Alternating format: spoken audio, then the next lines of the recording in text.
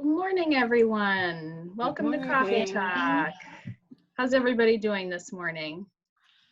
Warm. Pretty good. Warm, yes, it is warm. It is warm. Welcome. Well, thank you all for joining us this morning. This is Coffee Talk, and we are your hosts, the Southborough Youth and Family Services Department. My name is Sarah Castle. I am the Director of Southborough Youth and Family Services, and with me this morning, as usual, my partners in crime, we have Megan Island, our Assistant Director, and Shannon Knyman, our Program Coordinator. Good morning. And our special guest today, we're excited to have, is Tim Davis. Tim is the Southborough Recreation Director. Tim, thank you so much for joining us. Thanks for having me. Thank you very much. Here's everyone. Here's everyone. Oh, what does yours say? Dogs, fitness, and coffee and donuts. Nice. They all go very well together. Great. Well, it's been an exciting morning. We've had internet issues, conversations about hornets.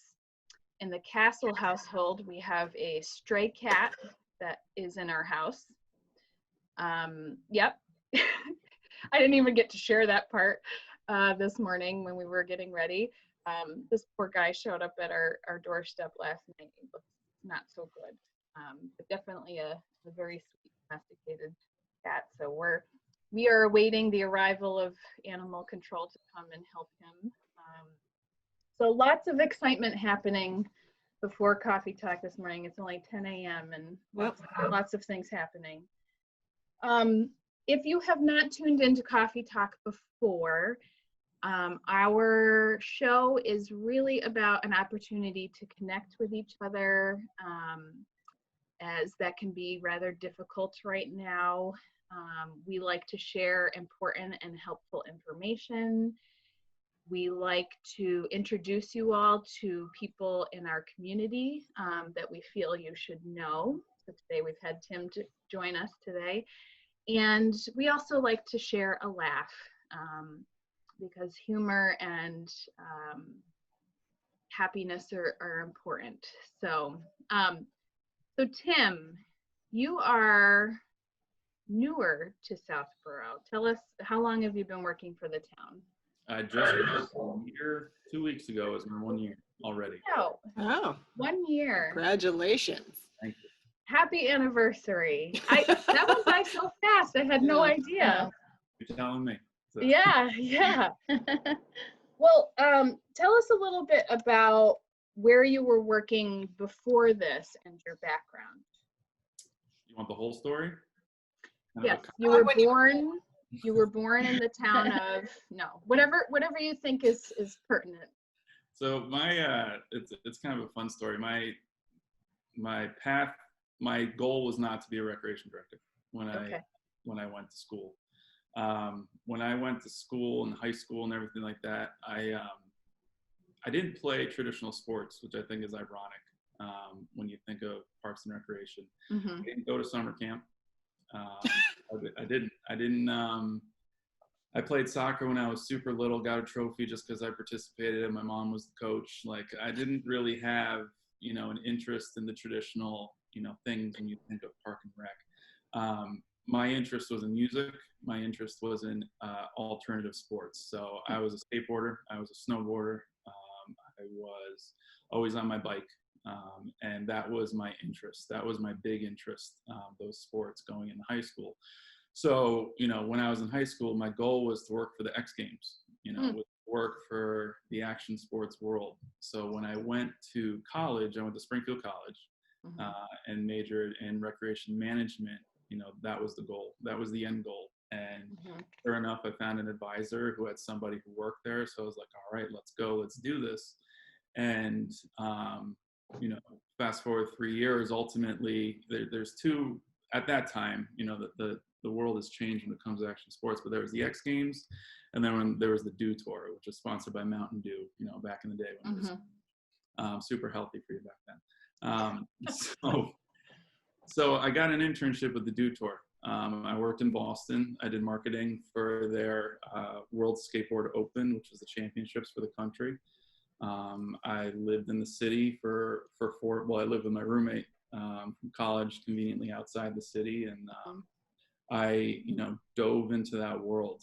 I was on the streets doing marketing. I had the hat backwards with skate shoes and the fluorescent clothes, and just working with kids at skate parks and skate shops, and it was awesome.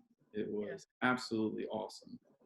And Boston was a huge I keep waiting for the and then.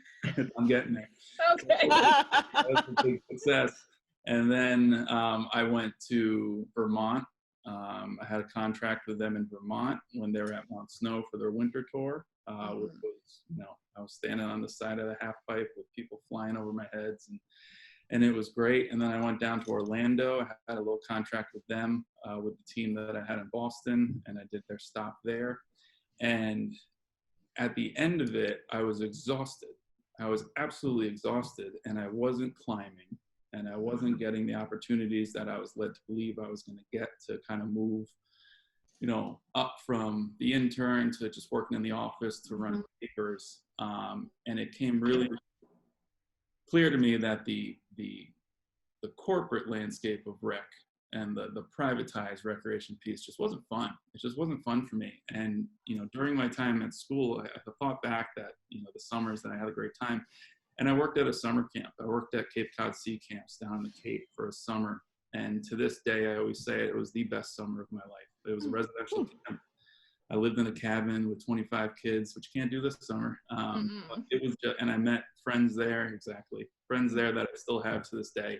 And it was amazing to me. It was just that experience kind of flipped everything on its head and put me down the path of, I think public recreation is where I want to go. So I graduated from college in 2009. That was a great time for the economy, especially in public service.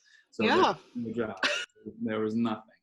And so I said, you know what, take advantage. So I went back to school, and I got my master's in recreation administration and leadership from Southern Connecticut State, while I was working 40 hours a week at a liquor store, working part-time at 2 different park and rec departments, kind of hauling.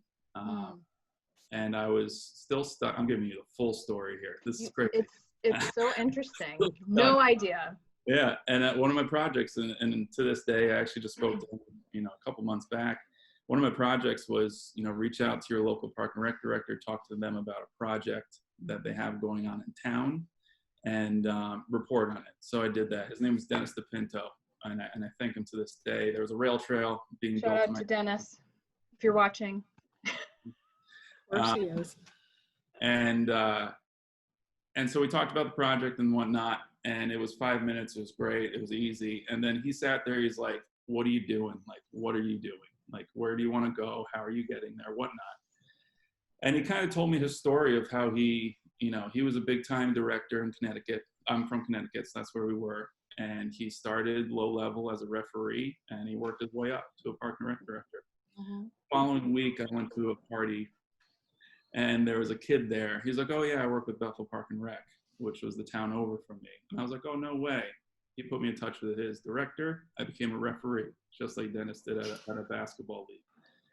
From referee, I went to a site coordinator from the league. From the site coordinator, I went to an office manager position. From office manager, I went to a camp assistant director, the camp director. And next thing I knew, I graduated with my master's. And 2 days later, I moved up to Massachusetts as I took a job as a programmer for the town of Brookline.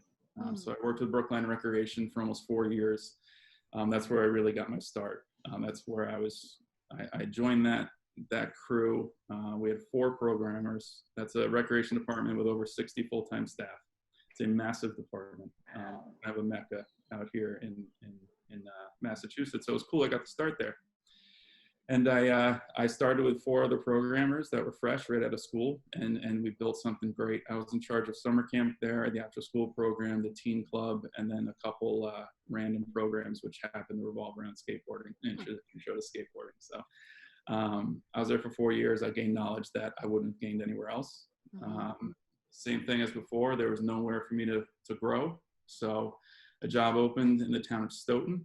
So I took the assistant director job in Stoughton from there, about knowing that the director was going to retire very soon. Eventually he did about 2 years later, John Dennison. I would not be sitting here without him. Shout out to John, seeing him this week, I'm very excited. And then I became director in Stoughton at a very young age, well before what I thought I was going to do. And then there was some turnover and some stuff going on in Stoughton, and then this popped up. Threw my hat in, and now I'm talking on Coffee Talk. So it's You made it. That means you made it. Yeah, this is the culminating, like the pinnacle of your career right here. That's right. You must be like 75 years old then. Yeah, right. Is that what this is telling you? No. I'm just saying, like, how did you fit all of that in your lifetime? It's where you started this journey at like third grade or something. My original goal, I wanted to be an environmental scientist. That was my original goal. And I was like, I'm not good at science. I'm not that good with school. So throw that one. So at least I can get inside still. So that was a long story to tell you where I got. But no, I think people would find it very interesting. And I know one of the things that you did when you came on board, you started a skateboarding program and recreation. It's all coming together now, Tim. It makes so much sense. Full circle. That's very interesting, and I think helpful for people to know, your background. So well, we wanted to invite you on because as the director of Park and Rec, you are very well versed in opportunities that Southborough residents have to get outside and engage in physical activity. And as we've shared on the show before, in our line of work, we are helping people mitigate stress, trying to improve mental health.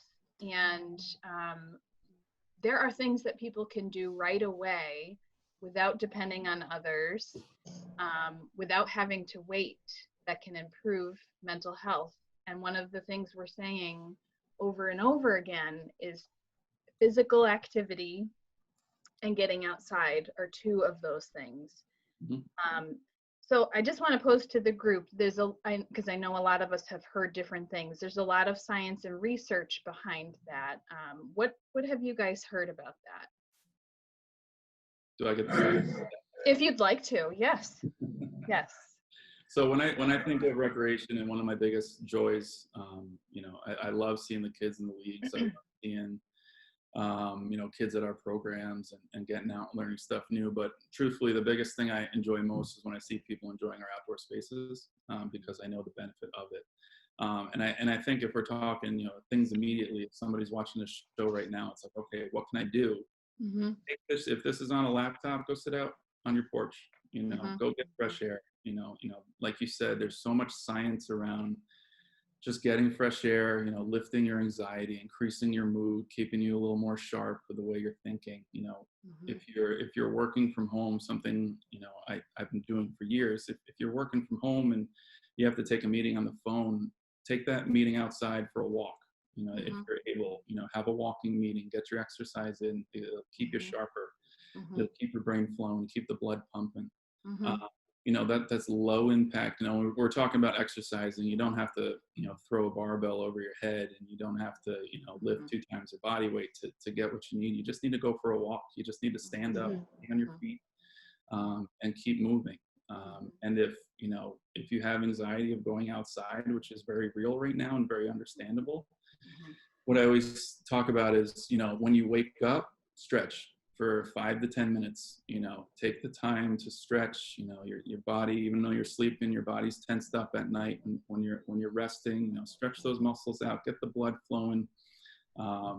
Recover from your sleep. It's a funny idea, but your body goes cold pretty much when you're sleeping. Get the blood pumping, pump it to your brain, everything like that, and just start your day on a positive note. Tim, can I share that when we were getting ready for today's episode, you had shared a tidbit of information with me that I was not aware. Will you share that with our viewers? Yeah, I guess it could be a fun fact or a talent. So I'm also a certified CrossFit trainer in my spare time. So like I said, this mug is very, very spot on for me, because, you know, it's kind of a pillar of who I am outside I love my job. I absolutely love my job. But, you know, every morning I wake up at 5 a.m. and I go work out, you know, with a crew of people. And it is better than coffee. You know, I'm not a big coffee drinker, but you get the blood moving, you sweat a little bit, you start yourself out on such a good note. So, you know, fitness and exercise and, you know, taking care of your health kind of goes hand in hand with what we do here. And it's reflected if you really take a deep dive in our programs, you'll kind of see that that's some of the ways that we go just because of right. And mindfulness is, you know, such an important piece of mental health. And one of my favorite writers is Thich Nhat Hanh, the Vietnamese Buddhist. And one of the things that he says is exactly what you're saying, Tim, is that every morning you stretch and just move your body so that you know that you are alive, that you're here, that you're, you know, and it's so good for your health just to, you know, even if things are hard or things are, you know, just that knowing that you have one more day here and, you know, use your body because you're able to. Important. Yeah, I'm reminded of that when you were talking about mindfulness also, that in thinking about why does getting outside improve mental health? So taking a phone call inside versus taking a phone call outside. If I were to sit here at my desk, you all can't see my desk, which is a good thing. I'm surrounded by paper. And it's very anxiety provoking for me. So just the stimulation, you know, even if I was in a different room in my house, oh, there's the dishes. Oh, there's the toys my kids left all over the floor. Oh, the dog left a lot of hair on the rug. I should really vacuum that. Whereas if you get outside, you know, even if it's in an urban environment, you're not, you're getting fresh air, you're getting sunlight, but the stimulation that you're taking in is going to be different and has a really great impact on your mood. And that's true too for physical activity. Megan, I know that you often talk about physical activity with folks that you work with. And we had a really great speaker earlier on in April that you often reference. Yes. Yeah, tell us more about that. Yeah, so Tim, you don't know this, but Shannon and Sarah know I am a huge fan of the book called The Upward Spiral by Dr. Alex Korb. And he talks about the neuroscience behind depression and anxiety. And it's fascinating, especially for people who like that kind of stuff, neuroscience and what's going on in the brain when you're talking about things like depression and anxiety. And what I think is fascinating is how he talks about how you can make small changes and it can lead to this upward spiral. And in this book, the first half of it talks about what's going on, the neurochemistry that's going on in your brain that contributes to depression and anxiety. And then the second half, he starts giving you tips. And the first thing he talks about is exercise. That's the first chapter. And exercise directly affects the neurochemistry, and it can have the combination of the physical and mental and social impacts can immediately start having a positive contribution and can start leading to an upward spiral. And I think what he really highlights is that you can start small. And Tim, I think you even kind of touched on this. It doesn't have to be, you don't have to start off by lifting a barbell over your head. You don't have to start by doing 4 hours of exercise every day. It can be something as simple as going for a 10 or 15-minute walk 3 times a week or something like that, or just stretching in the morning. And even that small change can really start to have a positive impact on your mental health. It's really true. Oh, so true. Yep. And I'm not a neuroscientist, so I'm not going to try to explain all the science behind it. No. Dr. Ford does a way better job.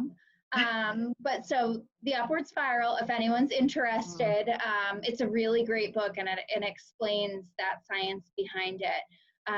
But the research is there and it really backs it up and explains why exercise works. and why it can really help. I can tell you that, you know, thanks to COVID, I was diagnosed with panic disorder and was having multiple panic attacks a day in the beginning of this, and was working with a therapist, and she was really pushing, like, you've got to exercise, you got to get out there. And I was like, ugh. And I'll tell you, in the last few weeks, I have been, and I make sure that it's happening. And I actually go on, we have a lot of great trails here in Harvard, and I know Southborough does too. And just the combination of fresh air, nature, and moving my body in a way that makes me sweat. My mood has improved. I have so much more patience with my family. I'm so much more mindful of what sets me off in terms of anxiety. It's been like taking medicine. So, yeah.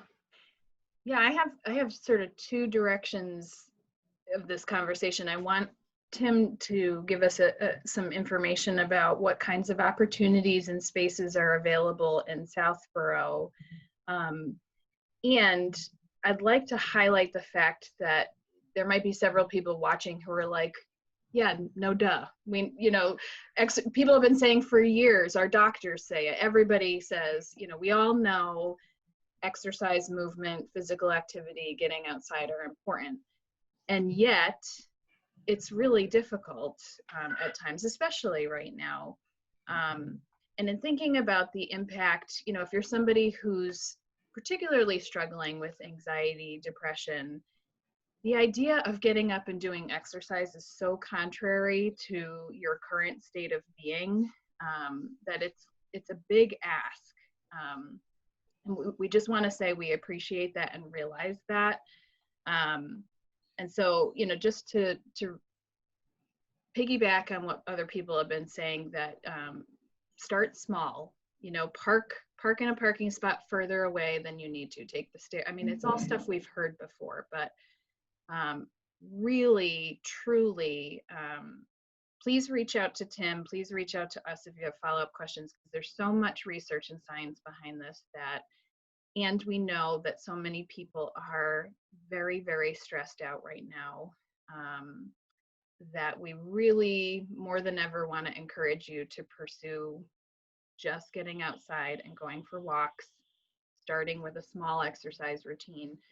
So Tim, maybe you can tell us a little bit more about what kinds of opportunities are available for Southborough residents. And I know you've been doing a lot of work in your department on improving outdoor spaces for residents.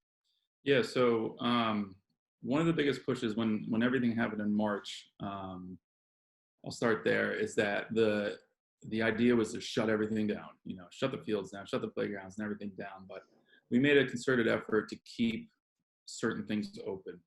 And that's where I'll start. So track at Trottier is open and has been since March. It's a brand new track. That was my first project when I came in last fall. And it came out great. The track is a low impact surface for anybody who's looking at it. It's handicap accessible. And it is wide enough and large enough for distancing. And that is why we decided to keep that one open. So Trottier track is there if you're looking for something with plenty of parking, with visibility, and with, like I said, a low impact on your body, whether it be running, whether it be walking, whatever we ever want to do. Right, you know, abutting that area is the two schools, Trottier and Neary. Those fields are open. Those are massive fields, very, very wide, taken care of, mowed, maintained by DPW throughout this entire thing. Those fields are open for anybody who, you know, may want to go out with their kids and have a catch, or again, just want to walk on the grass along the wood line, anything like that. So those fields are open. We do have tennis courts over at Neary as well. There's 3 courts. We do have pretty specific rules that are posted down there. No more than four people on a court at a time. If the courts are being used, you wait outside by your car, and I can happily say everybody is abiding by those guidelines as far as we know very, very well. And then there was a field over there, the Petrie Field, that was just renovated. So that is off limits. You'll see there's gates, but that will be reopened again for both, you know, use of the schools, but also, you know, passive and active community come September. Outside of that, we got Fayetteville Playground and Park, which is open. It's a massive playground, I think the biggest one in town. So that is open. There is a walking path around that field, a stone dust path that connects to the baseball diamond down there. We will be doing work on that as well very soon. We're just kind of, COVID's pushed everything back.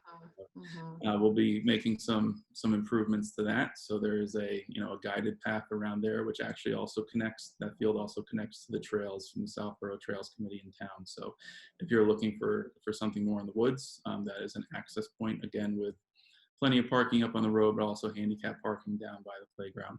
So that is there. We have a brand new playground that we just finished. We just opened officially yesterday, actually, behind the townhouse. It's a little tot lot. It's a playground that's, graded for ages 2 and up. Super small, a very cool setting. Just in the trees, shaded area, which is great right now. Not a lot of equipment, but picnic tables and seating, and there's a brand new ADA access route to get to the structures for anybody who needs assistance. And it's a fun little spot. Again, it's very off the beaten path, kind of very private, maybe a little busy now just because it's new, but traditionally what we've seen is that's a low key area. All the playgrounds in town as well, just so we are washing the playgrounds. We do recognize that it may not do a great deal to help with cleaning, but we are putting our best foot forward in hopes to do all we can to make people feel safe. But really, if you think or you see of any field, 9/11 field is, I guess I'll say, is the only field that's kind of tricky. The turf that we have in town, go out and just use whenever we want, just by the nature of it being on DCR land and not technically town owned, all that fun stuff. But I think a lot of the one thing I would address with that is you are seeing that youth groups are starting to return. We got baseball leagues out. We got soccer groups doing practices. We got lacrosse on our fields. And, that's making a lot of people uneasy, and I think rightfully so. We kind of went from 0 to 60 with that by following the guidelines of the state. And luckily, knock on wood, we've been really lucky. Everything's been going great. But I guess the point I want to make for anybody watching who has concerns about that is every group, in order to receive their permit, has to submit a plan of how they're addressing their player safety, while they're out on the field, while they're playing, while they're practicing, with games starting up, what the precautions they're taking. And we have to approve those. And if we have any concerns, we give them the Board of Health and they approve them. There are groups, I will say openly, that we denied permits because they just did not take any precautions.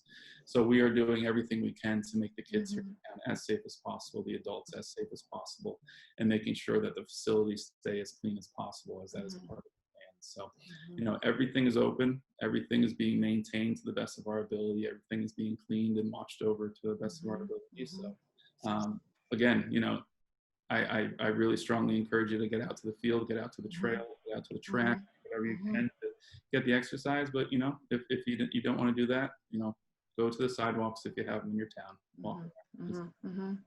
Outdoor wise, we are open and we're happy to invite you in. So. Yeah, or even even if your exercise is not an option for you right now for one reason or another, just sitting outside, taking your book and going outside, taking your phone calls outside, again, thinking about the stimulation that you're going to take in outside and has that calming effect, the ability to, practice some mindfulness. I will say again, as we usually do at the end of the show, we're going to share Recreation's contact information if you have follow-up questions for Tim.